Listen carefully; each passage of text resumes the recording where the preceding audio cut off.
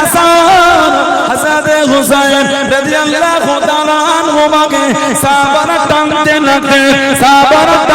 লাগতে ও বাবা আল্লাহ নবী নামাজ আলাদে সাহাবাদের দিকে ঘুরে গিয়ে আল্লাহ নবী ইশারা করে মানা করতেন। জোরে বলুন সুবহান, আর একটু জোরে বলুন সুবহান। নবী পাক নামাজ আলাদে সাহাবাদের দিকে ঘুরে মানা করছেন, টেনো না, ওদের দুজনকে আমার সাথে খেলা করতে দাও। জোরে বলবেন না, আর একটু জোরে বলা গেল না সুবহানাল্লাহ। এত ভালোবাসতেন নবী যে ইমাম হাসান হোসেনকে কোলে নেবে বলে জিবরাইল আলাইহিস সালামও আশা করেছেন। জোরে বলবেন না আল্লাহ মনটাই বড়টা চায় আর হাবিবের দুটো নওয়াসাকে আদর করে, কিন্তু তারা দুজন তো আমার কোলে আসে। আল্লাহ আমি জিবরাইল দেখেছি আপনার হাবিবের সাহাবী হযরত তাহিয়াতুল কলবি রাদিয়াল্লাহু আনহু ওনার কোলে থেকে দুজন বসে থাকে। আল্লাহ যদি হুকুম দেন, যদি আপনি অনুমতি দেন, হুকুম যদি দিয়ে দেন, আমি আপনার হাবিবের সাহাবীর চেহারা ধরে একটু হাসান হোসেনকে কোলে নিয়ে আদর করব। জোরে বলবেন না, আর একটু জোরে বলা গেল না। হযরত জিবরাইল আলাইহিস সালাম চলে এলেন, দরবারে এসে বসে গেলেন। আল্লাহ নবী জানতে পেরে গেলেন, আল্লাহ নবী বুঝতে পেরে গেলেন হযরত হাসান হযরত হুসাইন রাদিয়াল্লাহু তাআলা আনহুমা টুকটুক করে বার হয়ে গেলেন। হযরত জিবরাইল আলাইহিস সালামকে হযরত দেখিয়া কালবি মনে করে কোলেতে গিয়ে বসে গেলেন, ও বাবাকে হযরত জিবরাইল আলাইহিস সালাম হযরত হাসান হযরত হুসাইন রাদিয়াল্লাহু তাআলা আনহুমাকে আদর করা শুরু করে দিলেন। হযরত হাসান হুসাইন হযরত জিবরাইল আলাইহিস সালামকে দেইয়া কালবি মনে করে পকেটে হাত পনে দিয়ে কিছু না পে টুকটুক করে উঠে চলে গেলেন। হযরত জিবরাইল আলাইহিস সালাম আল্লাহ নবীর কাছে দাঁড়িয়ে গেলেন, আল্লাহ নবীর সামনে চলে গেলেন। ইয়া রাসূলুল্লাহ হাবিবাল্লাহ, ইয়া রাসূলুল্লাহ হাবিবাল্লাহ, আল্লাহ পাকে নবী হুজুর বিয়াদি মাফ করুন। হযরত হাসান হযরত হুসাইন আমার কোল থেকে উঠে চলে গেল, আল্লাহ নবী জানিয়ে দিলেন, আল্লাহ নবী শুনিয়ে দিলেন, ও হযরত জিবরাইল আমি নবী আমার দেখিয়াতুল কলবি আমার হাসান হোসেনের জন্য পকেটে করে মিষ্টি নিয়ে আসতো, আপনাকে দেখিয়া কালবি মনে করে বসে দে, পকেটে মিষ্টি আনেন না। ও বাবা হযরত জিবরাইল জানিয়ে দিলেন, আমি জিবরাইল যদি জানতাম ইমাম হাসান ইমাম হোসেনের জন্য আল্লাহ পাকে জান্নাত থেকে পকেটে করে মিষ্টি খানা দিয়ে আসতাম। জোরে বলুন সুবহান, আর একটু জোরে বলুন সুবহান। কোন ইমাম হাসান হোসেনকে শহীদ করে আমাদের ইমাম সাইয়্যিদুনা ইমাম হুসাইন রাদিয়াল্লাহু আনহু ৭২ থেকে ৮০ জন কাফেলাকে নিয়ে বার হয়ে হুজুরকে শহীদ করেছিল। শহীদ হুজুরের এই শির মুবারকটাকে নেজায় করে ঝুলিয়ে নিয়ে গেছে। আব্দুল্লাহ ইবনে জিয়াদ জারদ সুলতান বেঈমান কুফায় নিয়ে গিয়ে হুজুরের ঠোঁট মুবারকে ছুরির বাড়ি আঘাত করেছিল। বলুন নাউযুবিল্লাহ। হুজুরের শির মুবারক যখন নিয়ে যায়, কিতাবে এসেছে রাস্তায় পানি একটু ফুরিয়ে রাস্তায় খ্রিস্টানদের একটা গির্জা দেখলো, খ্রিস্টানদের গির্জা, ওইখানে গিয়ে দাঁড়িয়ে জিজ্ঞাসা করল পানি পাওয়া যাবে? পানি দিল। খ্রিস্টানদের ফাদার রাহবার জিজ্ঞাসা করলেন ওই শীতটা কার? জবাব দিচ্ছেন ইমাম হুসাইন। খ্রিস্টানদের ফাদার পাদ্রী বলছে, ও তোমরা এত নিষ্ঠুর, নিজের নবীর নওয়াসাকে নিজে হাতে শহীদ করেছো, তোমরা এত পাষাণ। খ্রিস্টানদের পাদ্রী বলেছে, আজকে রাতের জন্য ইমাম হুসাইনের শির মুবারকটা আমাকে দেবে, তোমাদের ১০,০০০ দিনার স্বর্ণ মুদ্রা দেব। নালায়েক বেঈমান জাহান্নামীগুলো লোভে হুজুরের শির মুবারকটা দিয়ে কিতাবে এসেছে। হুজুরের শির মুবারকটা নিয়ে গিয়ে খ্রিস্টানদের ফাদার পাদ্রী একটা জায়গায় রেখে হুজুরের শির মুবারকটাকে ধুয়েছে। সারা রাত হুজুরের দিকে তাকিয়ে আছে। কিতাব এসেছে, খ্রিস্টানদের পাদ্রী বলছে আমি রাতে দেখলাম নূর আলো হুজুরের শির মোবারক থেকে আল্লাহর আসমানের দিকে উঠে যাচ্ছে। জোরে বলুন সুবহানাল্লাহ। সকাল হলো, হুজুরের শির মোবারক ফিরিয়ে দিলেন। খ্রিস্টানদের ফাদার পাদ্রী আল্লাহ দ্বীনের ঈমানের কলেমা পড়ে মুসলমান হয়ে গেলেন। জোরে বলুন সুবহানাল্লাহ। নিশ্চুদের অন্তরে দুঃখ লাগলো না। আমাদের ইমাম হুসাইন রাদিয়াল্লাহু আনহু কারবালা জমিনে পৌঁছে গেলেন। রাতে অন্ধকার গভীর রজনীতে আজও যখন কারবালা এই 10 মুহররমটা আসে, আজও সেই জমিনটা অন্ধকার হয়ে যায়। আজও সেই জমিন অন্ধকার হয়ে যায়। কম বেশি এক সপ্তাহ সেই জমিনে অন্ধকার হয়েছিল। ইমাম হুসাইন হুজুরকে যখন শহীদ করা হয়েছিল, জিসিম শরীফগুলো সব কারবালা জমিনে পড়েছিল। এজিদ বাহিনী হুজুরের জিসিম শরীফের উপর থেকে ঘোড়াটাকে ছুটিয়ে ছুটিয়ে নিয়ে গেছে।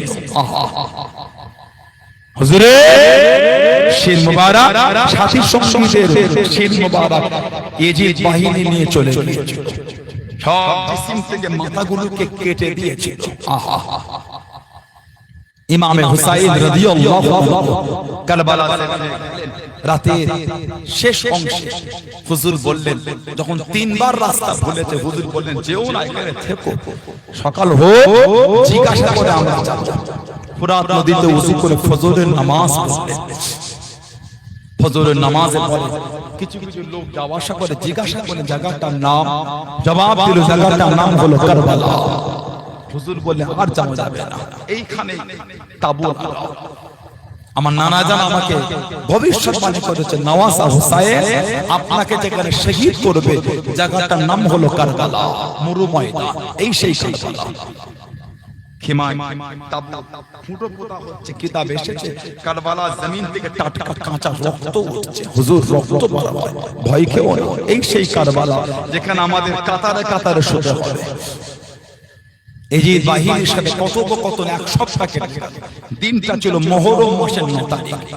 সাইয়্যিদুনা ইমাম হুসাইন রাদিয়াল্লাহু আনহু তিনি বলেছিলেন, বায়াত আমার নিতে অসুবিধা নেই, তবে এজিদের হুকুমতে অন্যায় হচ্ছে। বায়াত নিতে আমার অসুবিধা নাই, তবে এজিদের হুকুমতে অন্যায় হচ্ছে। আমাকে এজিদের কাছে নিয়ে চলো, ওকে বলবো বায়াত আমার নিতে অসুবিধা নাই, তবে এজিদের হুকুমতে অন্যায় হচ্ছে। এজিদ মদটাকে হালাল মনে করত। বলুন নাউযুবিল্লাহ। আমাকে এজিদের কাছে নিয়েছে, বললেন না, আমাদের হাতে এজিদের নামে বায়াত হতে হবে। হুজুর বললেন না। হুজুর বললেন এটা হবে না, মিথ্যার কাজে মাথা নত করতে পারবো। আমার নানা জান আমাকে শিখিয়েছে। বলুন না সুবহানাল্লাহ। হুজুর আমার দুপুরবেলা খিমার মধ্যে শুয়ে আছেন। হুজুরের সৎ ভাই ছিলেন হযরত আব্বাস রাদিয়াল্লাহু আনহু, কাঁদতে কাঁদতে খিমার বাইরে থেকে ছুটে গেলেন। ভাই হুসাইন ওঠেন, ভাই হুসাইন ওঠেন। আমাদের ইমাম ঠিক বিগিয়ে উঠলেন, কি হলো আব্বাস? হুজুর এজিদ বাহিনীরা রেডি হয়ে চলে এসেছে যুদ্ধ করবে। হুজুর বলেন ভয় কাকে, আসতে দাও। তুমি আমাকে ডাকলে, তুমি জানো কেন? ভাই জান, আমি আমার নানা জানের সাথে একটু কথা বলছিলাম। জোরে বলুন না সুবহানাল্লাহ। ইমাম হুসাইন রাদিয়াল্লাহু আনহু খিমার বাইরে গেলেন।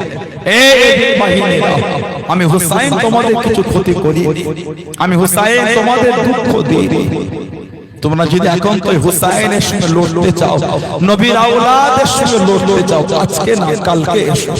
আজকে আসুন রাত মন খুলে আমি হুসাইন একটু আল্লাহ পাকের ইবাদত করব। জোরে বলুন না সুবহানাল্লাহ। এজিদ বাহিনী ফিরে গেল। ইমাম হুসাইন তাবুর মধ্যে আসলেন। মাগরিবের নামাজ হয়ে গেল।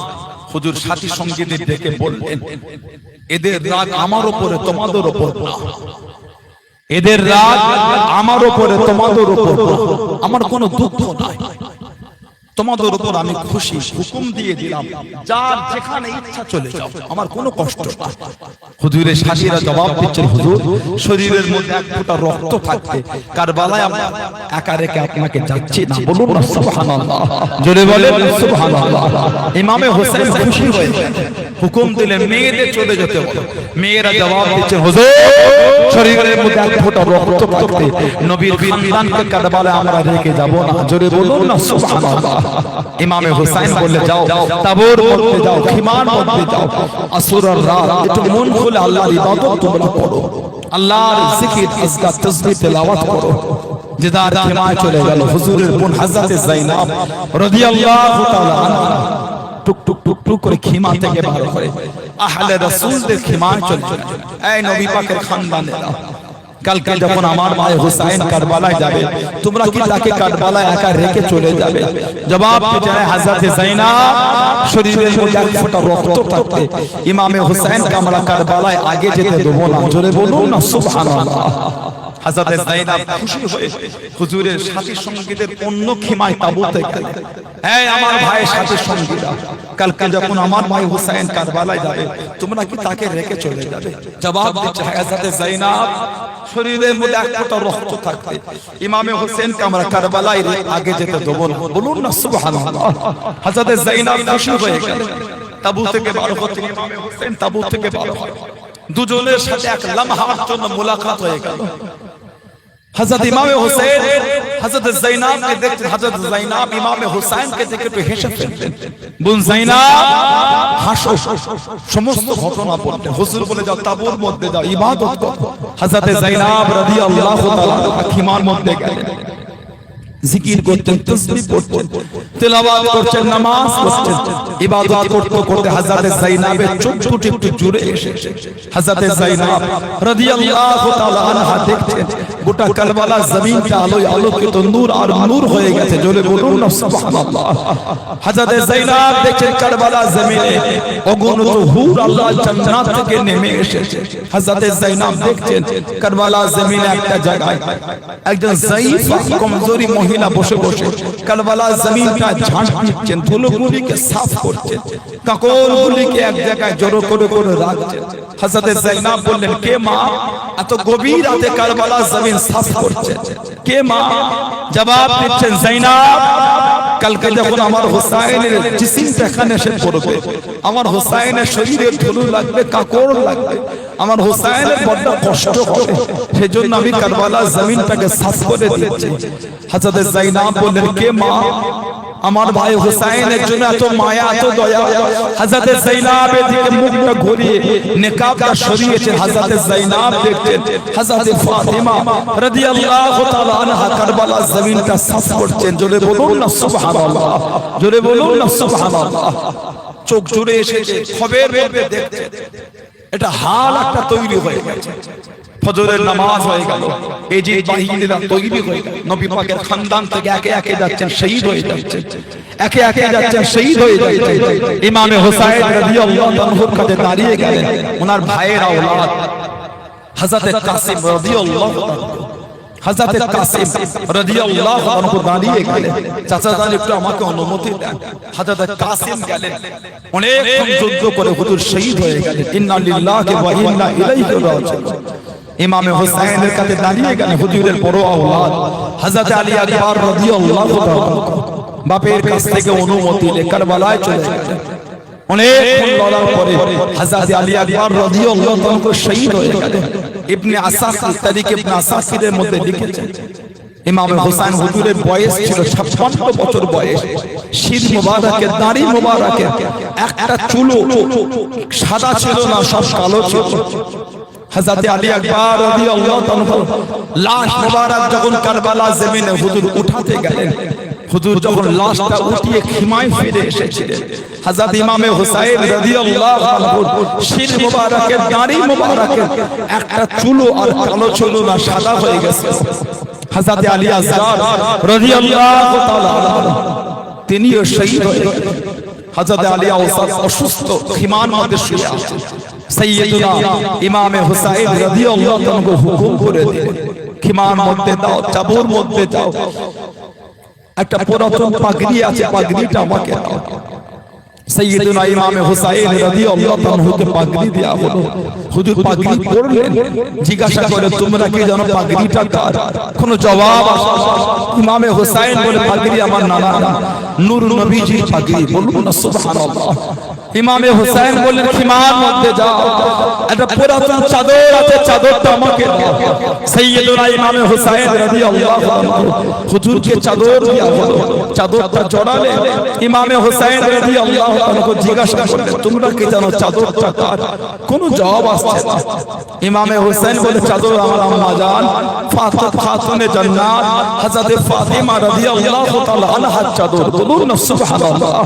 ইমামে হুসাইন বলে খিমার মধ্যে যাও, একটা পুরাতন তলোয়ার আছে, তলোয়ারটা আমাকে দাও। হুজুরকে তলোয়ার দেয়া হলো, তলোয়ারটা নিলে জিজ্ঞাসা করে তোমরা কি জানো তলোয়ারটা কার?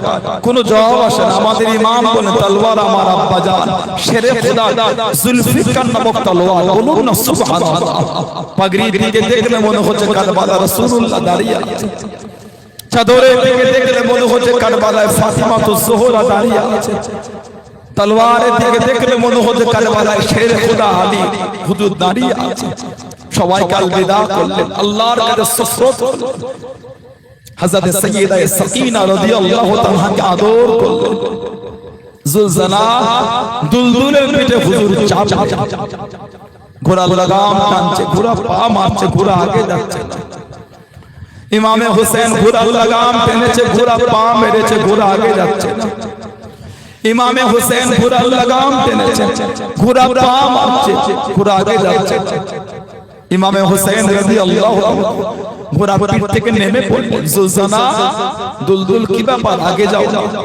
সাইয়্যিদুনা ইমামে হুসেন রাদিয়াল্লাহু আনহু ঘুরে ঘুরে দেখছেন ঘোড়ার পিছনে দুটো পা হুজুরের মেয়ে হযরত সাইয়্যিদা সাকিনা রাদিয়াল্লাহু তাআলা আনহা পিছনে দুটো পাকে জড়িয়ে ধরে শুয়ে আছে। জুলজানা তুমি আমার আব্বাকে নিয়ে যাও না। জুলজানা এ পথে যে গিয়েছে কেউ ফিরে আসে, তুমি যদি আমার আব্বাজানকে নিয়ে চলে যাও আমার আব্বাজান আর ফিরে আসবে না। আমি সাকিনা ততক্ষণ পর্যন্ত ঘুমাতে পারি না যতক্ষণ পর্যন্ত মানে আমার আব্বা আমাকে বুকে না নেয়, জবান না চুষায়, আদর না করে। তুমি আমার আব্বাজানকে নিয়ে চলে গেলে আমার আব্বা আর ফিরে আসবে না।